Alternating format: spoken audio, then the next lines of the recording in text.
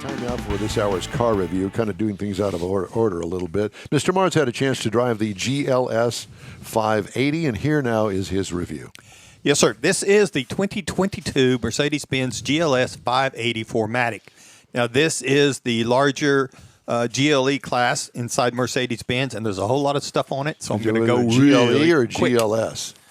Well, the G class. Okay. And so we're talking about the GLS vehicle inside the GLE class. There's a 450, a 580, and a 63, and this is the third generation that was and it was actually the third generation in 2020. So a ton of stuff on this thing. So it has the night package as an option package that comes with this. So it's got a blacked out front splitter, grille, trim. The roof rails are all blacked out. It's got an LED lighting package, including the tail lights, adaptive high beam assist out front. It's got illuminated running boards, which is a really nice touch. It's got acoustic glass, which contributes to the quietness of that vehicle. Got a big roof spoiler on it. Got a power tilt sunroof that's standard, but we had the optional panoramic roof running on some 21-inch AMG style 5-spoke wheels. So it's got 2 or 3 other little small AMG touches in it that kind of gives it a little bit. Did you move that microphone? Can you not hear yourself popping that? And nope, I don't. Okay.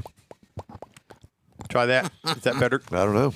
Well, let me pop that a little bit. Yeah. I get to going fast. All right, go. So on the inside of it, this has got the really cool stuff here. It had the black leather with the brown wood trim, really wood trim inside this vehicle. The first row, all leather, had heated and ventilated seats, but it also has heated armrest and door panels on this vehicle, and the top of the center console is also heated. Which was nice when it was 10 degrees outside. Absolutely. And the second row is also got heated seats with heated armrest as well. Really, there's some nice touches in here that you got to kind of look for, but it's really cool when you find them. Heated and cooled front cup holders, whether you want it hot or cold, just like the seats. It had a 12.3-inch touchscreen. That's where you're going to find your Mercedes-Benz experience and all your convenience controls.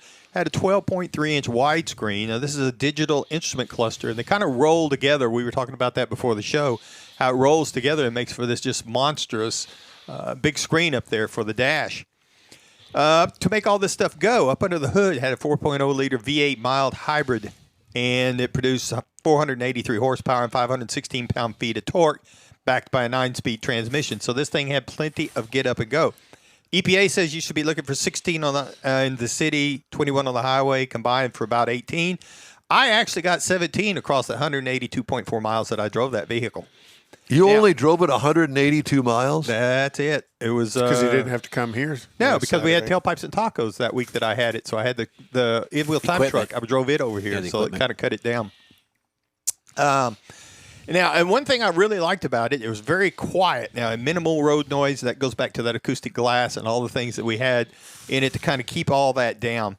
The base trim price on this vehicle is $101,250. That's base. As tested, $111,995.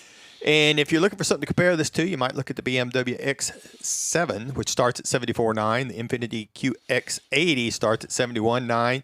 And there's a Lexus LX600 that I've never seen, but I did find it. It starts at $86,900. The other thing I wanted to mention about this particular vehicle that I thought was rather interesting, it has a 4-year, 50,000-mile warranty on it instead of the 3-year, 36,000-mile warranty on it. So there's a lot of nice stuff in this car, and it's really a nice driving car. Okay. Thank you, sir.